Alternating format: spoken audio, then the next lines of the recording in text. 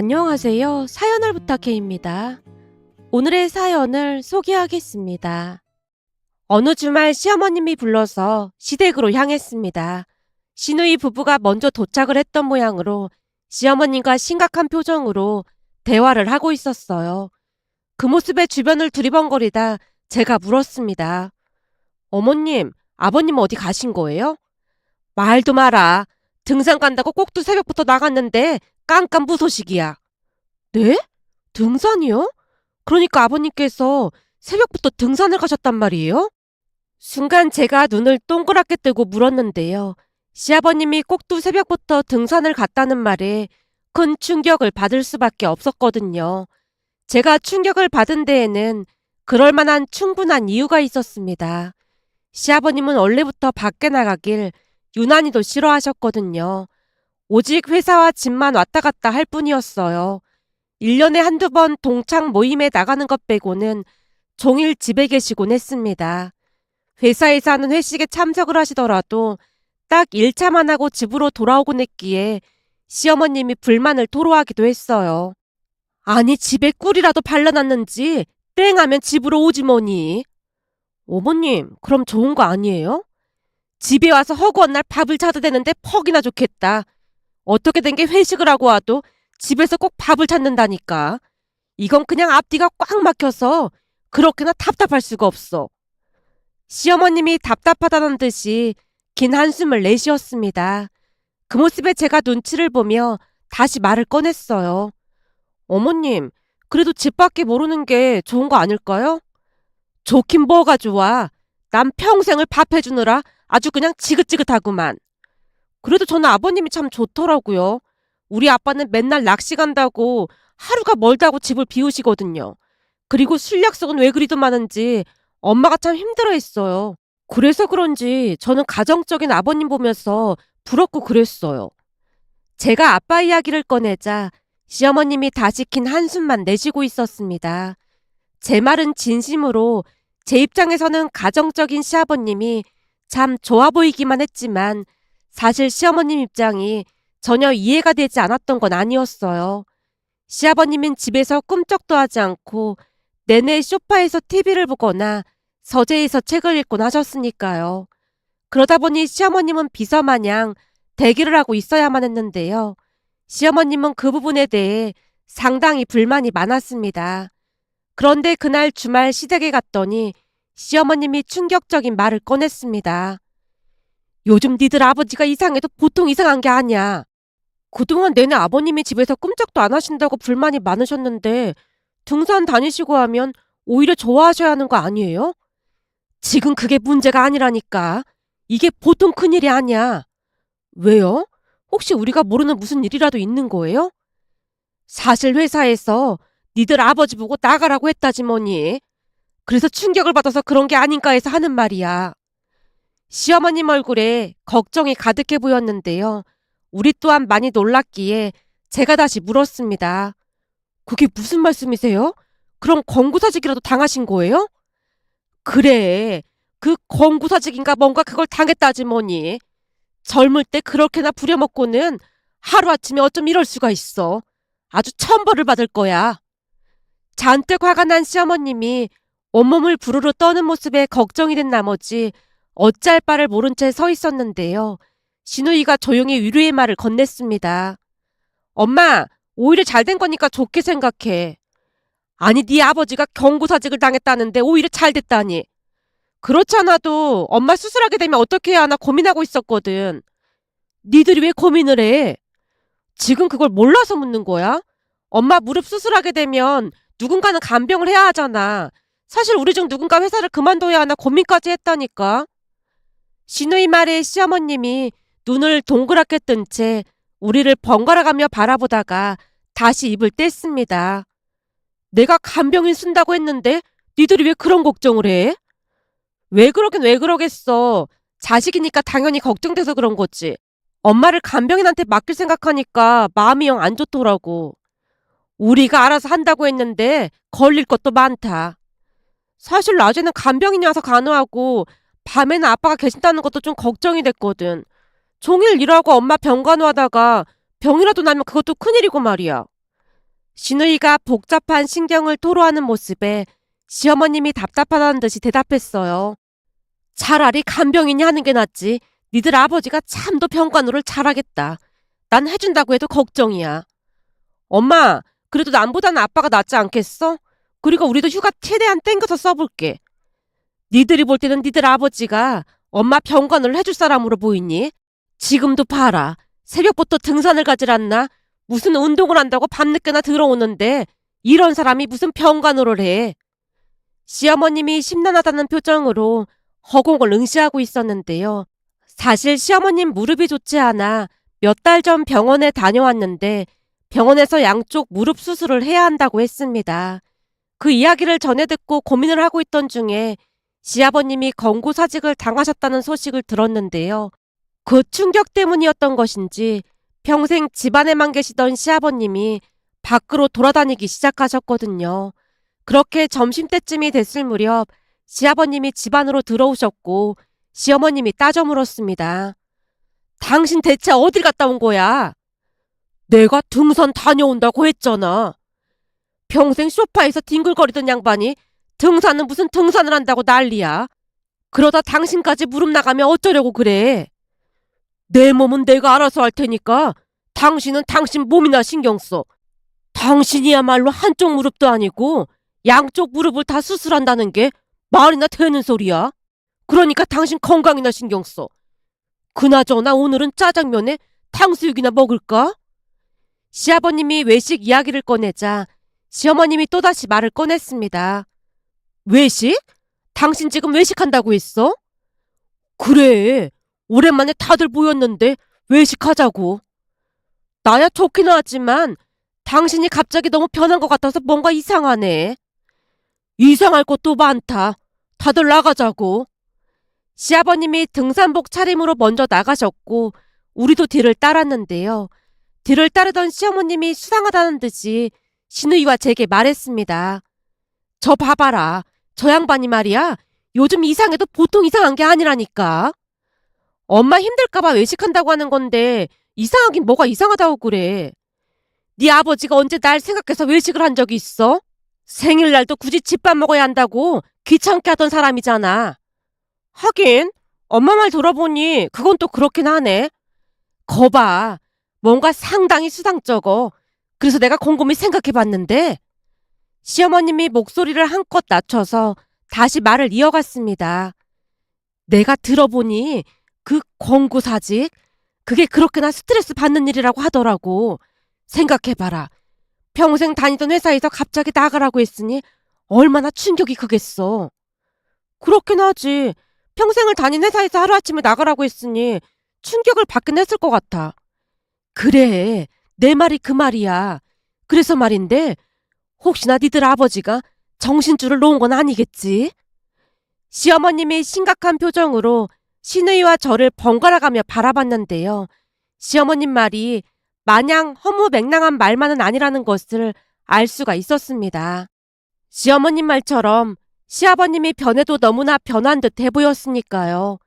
그날 식사를 하는 동안 평소 조용하기만 하던 시아버님이 활짝활짝 웃기도 했고 시어머님 그릇에 탕수육까지 올려주는 모습에 불안감마저 엄습해왔습니다. 식사를 끝내고 시댁에서 시간을 보내다 집으로 돌아왔는데요. 잠시 후 시누이에게 전화가 걸려왔어요.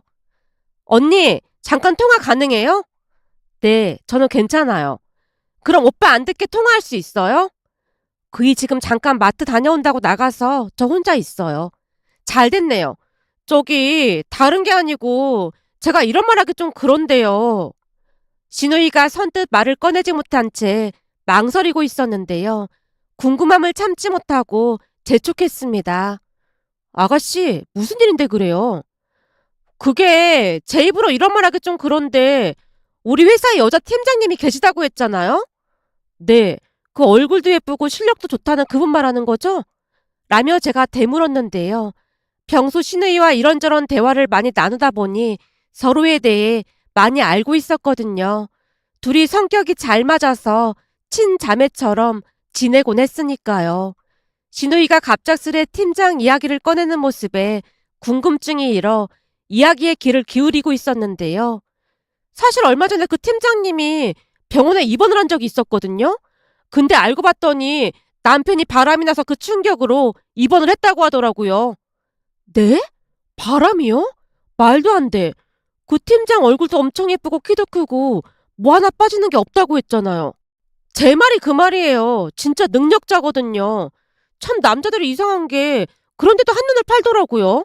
암튼 그 팀장님이 지금 이혼 소송 중에 있는데 며칠 전 여직원 몇 명이랑 술 마시면서 그런 얘기를 했어요. 그러니까 그 팀장님 남편이 엄청 무뚝뚝했는데 한 5개월 전부터 엄청 다정하고 그렇게나 잘하더래요. 워낙 무뚝뚝한 사람이 그러니까 처음에는 낯설었다는데 시간이 지나니까 참 좋았다고 하더라고요. 세상에나. 그럼 혹시 바람 피우는 거 덮을 심산으로 잘해준 거라는 거예요? 맞아요. 남자들이 참 이상한 게 찔리는 게 있으면 집에서는 더 잘해주고 그런다고 하더라고요. 근데 그 팀장님 남편도 갑자기 막 잘해주고 그랬다고 했거든요. 라는 신우이의 말에 무슨 말이 나올지 대략 짐작이 됐기에 제가 혼비백산한 채 물었습니다. 아가씨, 그럼 혹시 아버님도 의심된다는 거예요? 그게 저도 그런 생각 안 하려고 했는데 요즘 꼭두 새벽부터 매일같이 등산한다고 나간다고 하질 않나? 거기다 저녁에는 무슨 운동을 한다고 그러면서 늦게 들어온다잖아요. 언니도 그동안 아빠가 어떻게 지내는지 잘 알잖아요. 근데 하루아침에 바뀐 게 아무리 생각해도 뭔가 의심스럽다는 거죠. 신우이가 진지한 목소리로 말을 하는 모습에 제가 말도 안 된다는 듯이 신우이를 타박했습니다. 아가씨, 그건 진짜 아닌 것 같네요. 다른 사람도 아니고 아버님이 절대 그럴 리가 없어요. 근데 아빠가 많이 변한 건 사실이잖아요. 그건 언니도 반박할 수 없잖아요. 아버님이 변하신 건 맞지만 아무리 그래도 아버님이 절대 그럴 리가 없어요. 언니, 세상에는 절대라는 건 없어요. 잘 생각해봐요. 사실 우리 엄마가 나이도 3살이나 더 많고 그러니까 아빠 입장에선 젊은 사람한테 마음이 갈 수도 있는 거잖아요. 요즘 황혼이 언니다 뭐다 난리도 아니던데 혹시나 우리 아빠도 한 번뿐인 인생 젊은 사람이랑 살아봐야겠다. 그럴 수도 있는 거잖아요. 아가씨, 진도를 나가도 너무 나간 것 같아요. 지금 엄마가 몸까지 안 좋으니까 제가 더 그런 생각을 할 수밖에 없잖아요. 라며 신우이가 긴 한숨을 내쉬었습니다. 아마도 갑작스레 변한 시아버님으로 인해 큰 충격을 받은 듯해 보였는데요. 신우이가 다시 말을 이어갔습니다. 그래서 말인데 우리가 아빠를 미행해보면 어때요? 네? 아버님을 미행하자고요? 그러다 들키기라도 하면 어쩌려고요?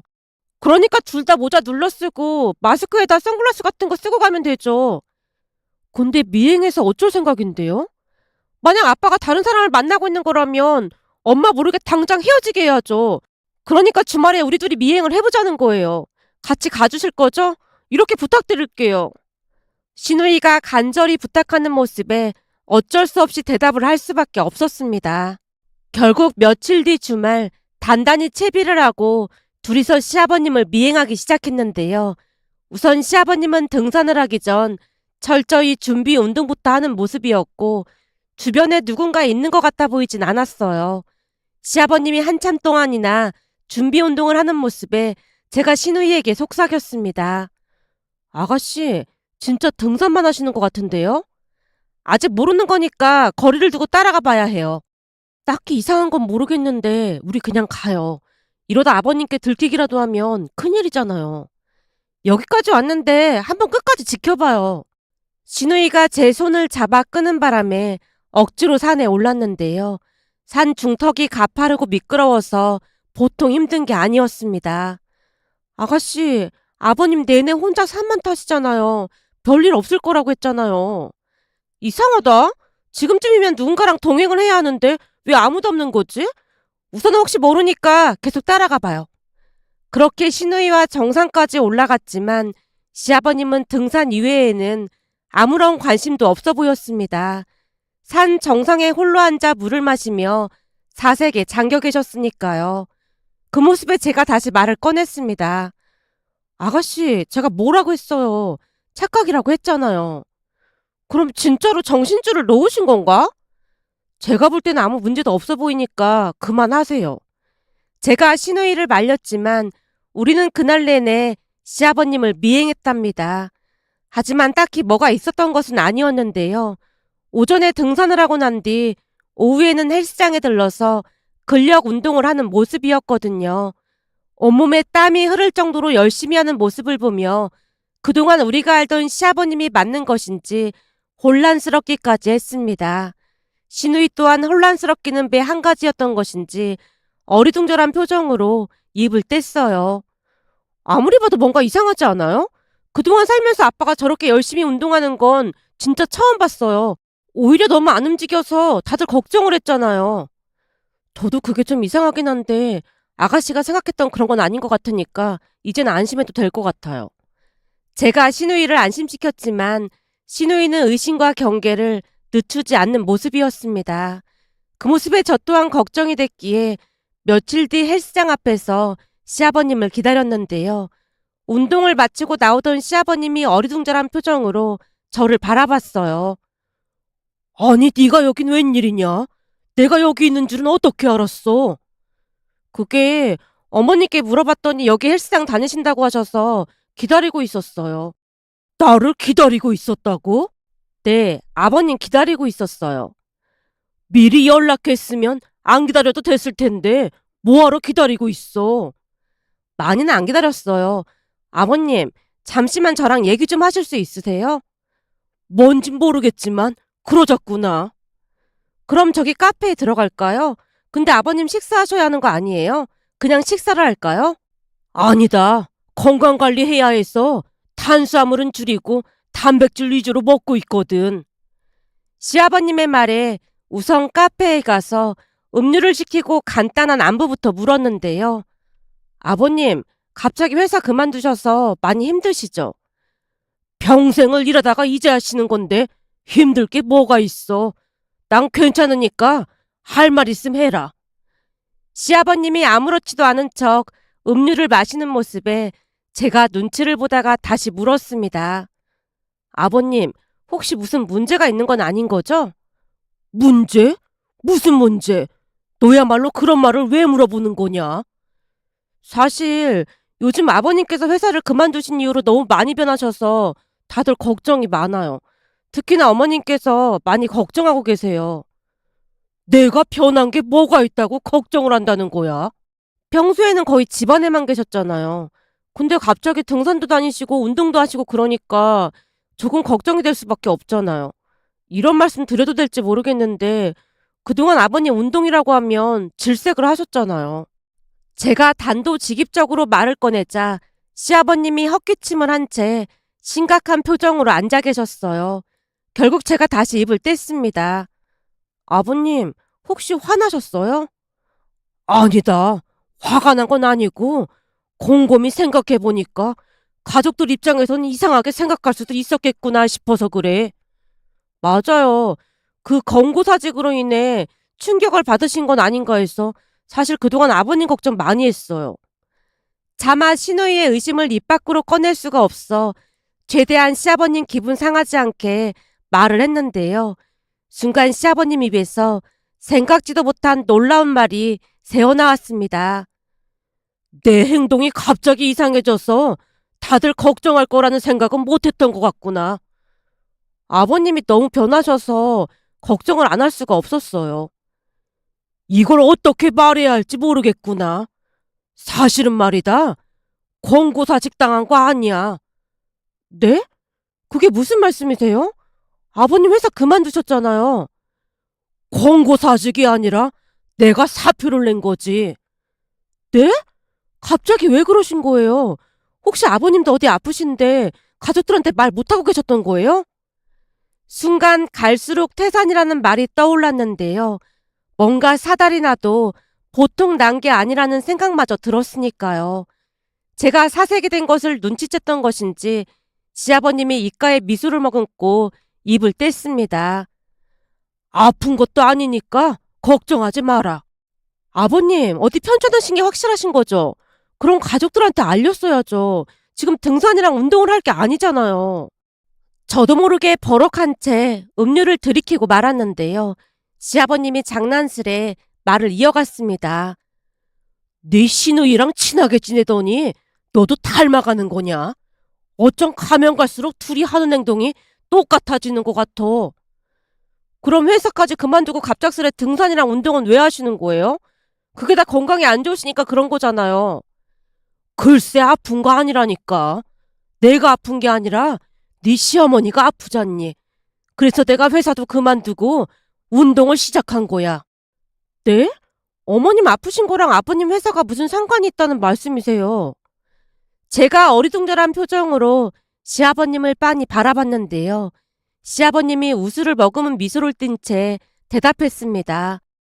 지금 내 아내가 양쪽 무릎 수술을 다 해야 한다는데 상관이 없긴 왜 없어. 한동안은 휠체어를 타고 다닐 수도 있다고 하는데 가족 중 누군가는 옆에서 보살펴줘야 하잖니. 그럼 어머님 병간호 하시려고 회사를 그만두신 거예요? 그게 가장 큰 이유이긴 한데 아내가 아프다고 하니까 그동안 내가 너무 고생만 시킨 게 아닌가 하는 죄책감도 들고 자식들 키우느라 여행 한번 제대로 못 간 것도 걸리고 해서 겸사겸사 그만둔 거야. 거기다 니들이 회사를 그만두고 병간호를 해야 한다느니 하는 소리도 들었고 말이야. 그건 저희도 어머님을 간병인한테 부탁하려니까 죄책감이 들어서 그랬던 거죠. 암튼 지금 이 상황에서는 내가 회사를 그만두고 내 아내 병간호해주는 게 최선의 방법이라고 생각했다. 빨리 재활치료하고 회복시켜서 앞으로는 여행도 다니고 할 생각이야. 그제서야 모든 오해가 풀렸는데요. 그동안 시아버님을 의심했던 것에 대한 죄책감이 들어 조용히 사과드렸습니다. 아버님, 그동안 오해해서 죄송해요. 니들한테 미리 말을 할까 하다가 혹시나 니들 마음 불편할까봐 말을 못했던 것뿐인데 이럴 줄 알았으면 미리 귀뜸이라도 해줄 걸 그랬구나. 그날 시아버님이 한참 동안이나 속내를 다 털어놓았습니다. 그렇게 다음날 시누이를 만나서 시아버님의 이야기를 전했는데요. 시누이가 당황한 표정으로 입을 열었어요. 그럼 엄마 병간호를 해주시려고 운동을 시작했다는 거네요? 그렇죠. 아버님 말씀으로는 어머님 부축도 많이 해야 하고 집안일도 해야 하고 그러니까 아버님 당신이 건강하셔야 한다는 압박을 느끼셨던 것 같아요. 하긴 엄마가 좀 통통한 편이라 부축하는데 힘들긴 하실 것 같긴 하네요. 그런 줄도 모르고 바람이네 뭐네 아빠를 의심했네요. 그래서 제가 아버님 그러실 분이 아니라고 그랬잖아요. 제 말에 시누이가 쑥스러운 듯 머리를 긁적였습니다. 그 뒤에도 시아버님은 열심히 운동을 하셨고 얼마 뒤 시어머님은 예정대로 수술을 하셨습니다. 물론 전반적인 병간호를 시아버님이 하시긴 했지만 우리도 번갈아 가면서 병간호를 했는데요. 병간호를 하면서 시아버님이 왜 그리도 운동을 열심히 했는지 알 수가 있었어요. 병간호라는 것이 절대 만만한 것이 아니었으니까요. 시아버님은 지극정성으로 병간호를 하셨고 재활치료에도 최선을 다했습니다. 시아버님 노력 덕분에 수술로 힘들어 하시던 시어머님도 최선을 다해 재활치료를 했습니다. 그 덕분에 다른 사람보다 회복이 훨씬 빨랐어요. 며칠 전 시댁에 갔더니 시부모님이 여행 준비를 하고 계셨습니다. 어머님, 또 여행 가시는 거예요? 인생 뭐 있겠니? 내가 아파 보니 조금이라도 건강할 때 많이 다녀야 할 것 같아. 니들도 젊을 때 부지런히 여행도 다니고 그래라. 여행 가면 난 그냥 편히 쉬다 오니까 얼마나 좋은지 몰라. 요즘은 아버님이 집안일도 거진다 하시잖아요. 그러게 말이다. 젊었을 때는 네 시아버지가 대화도 좀 안 되고 그런 느낌이었는데 나이 들어보니 네 시아버지 같은 사람이 최고인 것 같아. 요즘은 아주 살맛이 난다니까. 라며 시어머님이 활짝 웃었는데요. 요즘같이 황혼이혼이다 뭐다 말도 많고 탈도 많은 세상에서 두 분이 서로에게 배려하며 행복하게 사는 모습에 마음 한켠이 따뜻해졌습니다. 그 모습을 보며 행복한 마음이 들어 이렇게 글 남겨봅니다. 오늘의 사연은 여기까지였습니다. 즐겁게 보셨다면 구독, 좋아요 부탁드립니다. 고맙습니다.